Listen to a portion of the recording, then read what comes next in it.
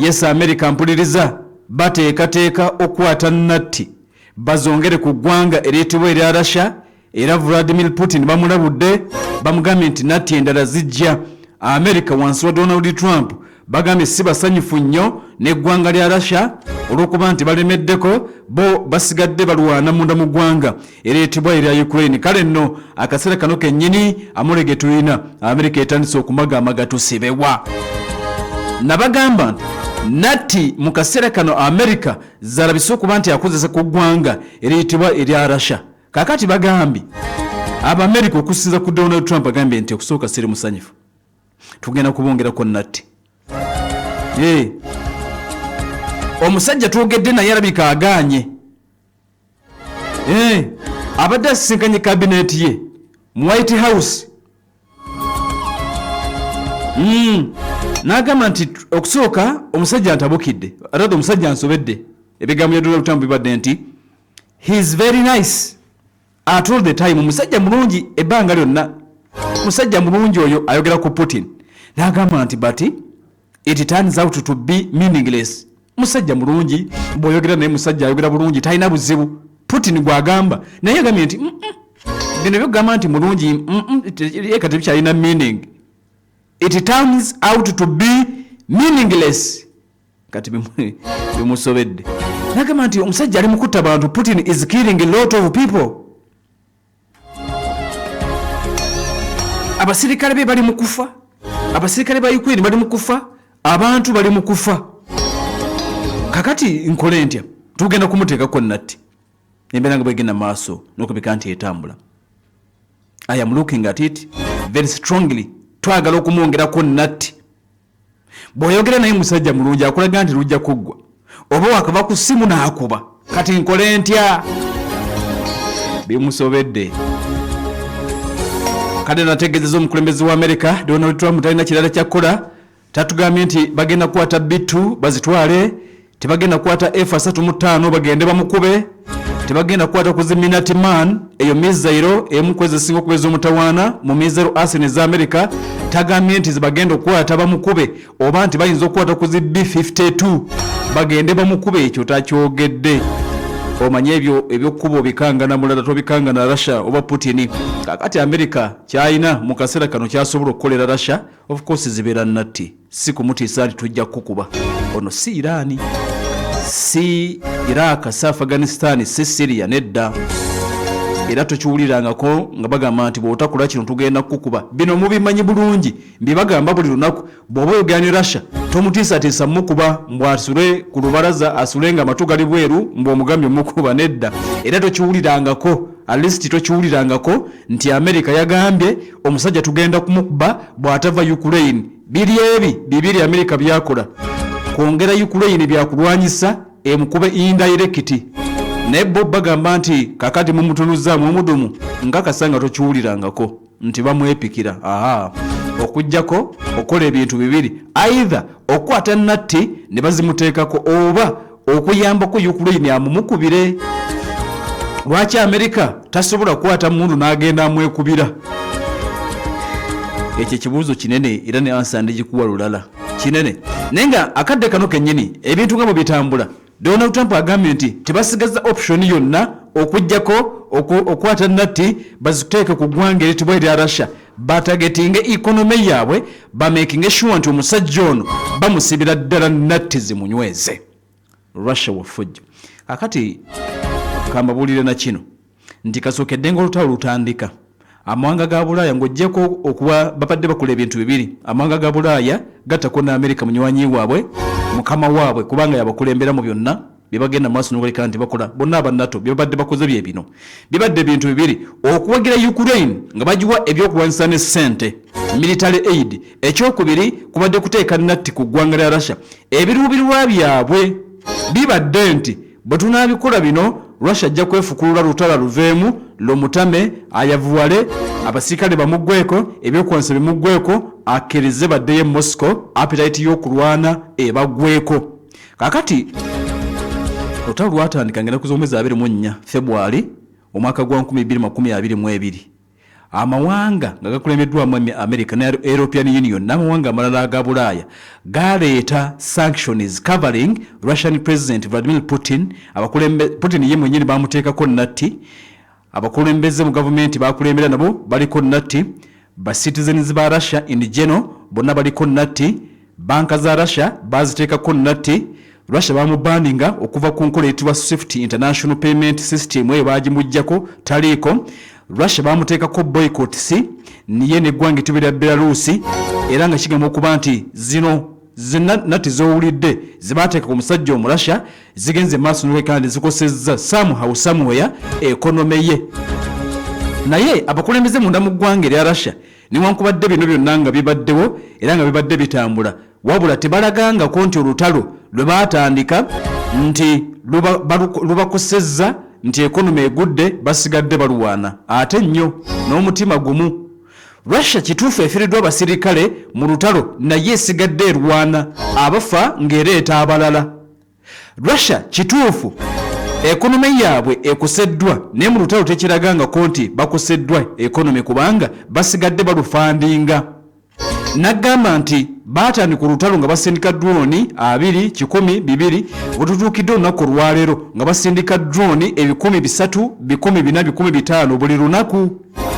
Drone ezo nagamba nti zigula omutwalo gumu ogwa $2, $2, $3 bwa bukadde nga 76 ku 100 obukadde nga 120 obwa Uganda buli lunaku drone emu gye babeera bakasuse. Kitegeeza nti bakozesa ssente nnyingi Abarasha bazijjawa simanyi.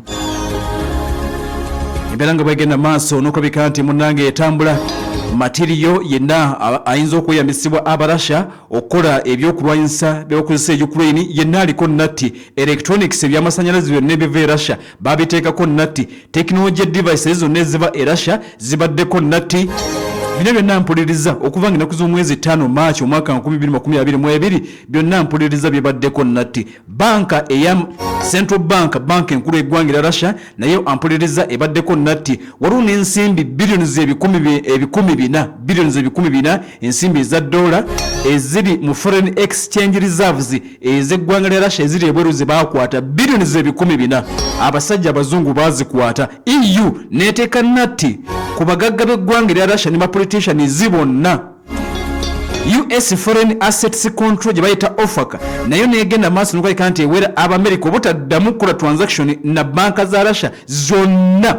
Russian Direct Investment Fund ne bagaana okuddamu okukolagana nayo. Russian Venture Company ne bagaana okukolagana nayo ne company za mpuliriza endala. Russian assets mu mawanga mpuliriza aganaggwedda ebyobugagga by'eggwanga lya Russia mu mawanga 7 aga G7 n'omukago gwa European Union ebiri estimated ku billions 335 babikwata. Billions 335 byonna mpuliriza babikwata bya bugagga bya Russia. Bamulanga ki kugenda mpuliriza kulumba ggwanga etibwa erya Ukraine zonna natti okumubuula byonna babikoze. Naye bagambye nti ekiruubirirwa kya bino byonna zino natti zowulira n'obuyambi bwe babadde bawa Ukraine ensonga ebaddemu nti tetusobola kugenda kulumba musajja ono tetwagala lutalo naye. Kakati katugezeeko okumunafuya tu economy tugisuule. Gas gwabadde atunda tumugaane nga bwowulire ne pipeline eyaleeta Ukraine baagiwera n'ebirala byonna nti tubanyige babeere mu kattu abagagga b'eggwanga ne tubanyige ba politicians tubanyige gye binaggwera Russia ng'akkiriza nti olutalo yakula kikyamu okulumba munne tumubonereze mu ngeri eyo. Bannange byonna babikoze. Akasajja kagamba mwe mumanyi oba munzigyeko ki mwe mulowooza oyo omusajja ow'akawala atafaayo Vladimir waakya tafuddeeyo asigadde alwana buli lunaku abapuruvinga nti ye akyayina ebikola akyalwana. Ensi ya Russia yensi gye nabagamba nti basobola okuleka buli kimu kibabadde bakola ne basooka ne balwana. Okulwana ku balimu bakufunamu tebakufunamu.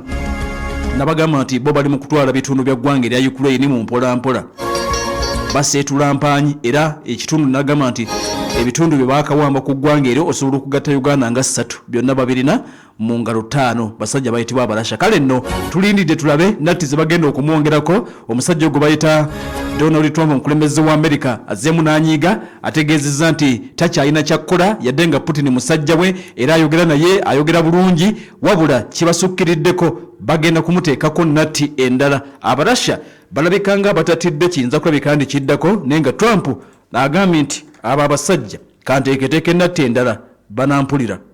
Report in depth. New video today from Israel's military claims to show. You tell us your side of the story. Your side of the story. Hamas has underground tunnels and basements, but they sure know how Pal to torture. FM News and You World. Behind every statement, there is a bigger story. Get the bigger and real story. This is Pal FM. Equality omuntu wa bulijjo. This is Pal FM ekula eri omuntu wa bulijjo webulenye okuba nti munange otaddeko tugenda kwongera okwetegereza eddwaniro nga bwe liri ne bali muna mu ggwanga lya Iran gye tujja okufubutuka ate twolekere ebyobufuzi omwaka 2026 magambye nti lwaleero tuyina Busiro East Constituency Ground abalonzi baayo bagamba ki ogenda kuba obawulira eggwaniro eri omugongo nendi kujjukiza abantu mwena mutegeezebwa nti babaleetedde enzijanjaba empya ey'omulembe era mu abatawanzibwa omugongo amagumba gaseesetuka ne ganyiga navuzibwa ng'omugongo gukulumu kamala genda bakujjanjabe owone ku ssente etono ddala bakujjanjaba gwasanyalala mugajjo kiwanga bigere bizimba bikuma omuliro obanga amagulu gaggwamu amaanyi genda bakujjanjaba endwadde ez'amagumba zonna n'omugongo bannaffe bano bali wali Kawempe ekizimbe kya Kawempe Shopping Arcade simu noti 75 19 33 noti 0764 5 gwatawanzibwa omugongo oli mu kagaali oli ku miggo oli awo kafaliso osubira kutwala buli waggwanga ataka sente tokayina okikijjana olw'amagumba n'omugongo bagenda kujjanjaba nga bakozesa enkola eyitibwa therapy treatment massage home care treatment kitegeeza nti bajja ewaka ne bakujjanjabiraawo n'owona bulungi tebavaawo nga towonye gende Kawempe ku 5 maaso g'akatale we bali bakujjanjabe owonere ddala nga togenze na bweru waggwanga esimu noti 75 19 33 noti 0764 5 Banafa abago Telecom bagamba nti bali wali ewandege opposite Luwemba Mukubira Plaza bagamba nti bakuleetedde essimu ate ku kibanja mpola yes essimu ate ku kibanja mpola ate bagamba nti balinawo ekigenda maaso bona bagulako essimu bagenda kwongerayo essimu endala ku bwereere ye bwogula essimu yaabwe ku kibanja mpola balinawo bonus ya ssimu namba ogitwale ku bwereere genda n'endaga muntu eri original ofune essimu ku kibanja mpola ogisasule buli wiiki buli mwezi oba buli lunaku ate nga bagamba nti bwogula essimu eya kibanja mpola ofune endala nga ya bwereere kuba ku noti 752 75 49 noti 772 32 12 ebika by'amasimu kuli Pop 10 Spark 40 Camon 40 Pro bagamba nti Smart 80 izo Infinix baina Smart 9 Smart 10 Hot 50i Note 50 Samsung omuli A05 ne A06 esimu ezo kuva ku mitwalo 913 ezisigadde ojja kubosasula mpola genda wali ewandege yabalinanye ebitaala oba okumpi ne Eco Bank esimu noti 752 75 49 noti 752 75 49 oba noti 772 32 12 37 Hub Horizon aba Hub Horizon bono bagamba nti bali wali Kawala opposite Good Times bakujjanjaba nga bakozesa eddagala eri obutonde Kawala opposite Good Times esooka nga wakaveeka subi we bali bagenda kujjanjaba endwadde nga prostate enlargement prostate egaziye infections ezikutawanya gw'omwami n'omukyala omugongo gukuluma osanyalala nyingo ziruma alusazi aninya ebizimba ku nseke size enlargement nayo bagikolako bulungi nnyo yakozesa ku nkula y'okweza nyiikiriza bagenda kuyambako abatawanzi wa malaria ne pressure mwena mugende babajjanja ate ku mitwalo nazokka bagamba nti eddagala wereri tuufu balinoonyerezako bulungi ate ng'ogenda kuwona ku mitwalo 4 Hub Horizon Research Clinic wali kulidde Kawala nga wakayisa katono nnyo ku ssomero erya Good Times bakubireko ogenda bakujjanjabe ku mitwalo 4 gyokka ate nga basobola eddagala okulireetawo nawooli esimu noti 750 87 4396 noti 750 4396 okuba ne ku noti 785 43 84 5 bannaffe abo bafuna bulungi bwe tukomawo katumalirize ebiri munda mu bisenge by'amakolero ag'entalo. MTN Voice Bundles ziri bei dondolo okukubira emikutu kyonna mu Uganda. Funa eddakiika 25 ku nusu lukumi zokka. Okuzigula nyiga *1 *2 olonde daily bundle oba kozesa My MTN app oyogere ku bei dondolo ne MTN kubanga bwe twogerera awamu tewali kitulema. MTN enkola n'obukwakulizo bigobererwa. MTN erungamizibwa Uganda Communications Commission. Kankwanjulire Kawampologoma. Kawampologoma obwakabaka akolebwa okuva mu nteekateeka y'emmwanyi terimba akawoowo eddekende. Ono Kawa yennyini ali mu mpimo bya grams 2 5 10 25 5 ne kilo emu ate ng'ali ku bbeeyi esobolwa buli omu. Abazadde ng'abaana baddayo ku ssomero mubagulire Kawampologoma anti awagala obwongo oteekateeka kwanjula weekwate Kawampologoma omusiiko obulungi onyumisa omukolo gwo afunika ku muganzirwaze katwe mu supermarket ne maduuka gonna. Omusuubuzi tukuba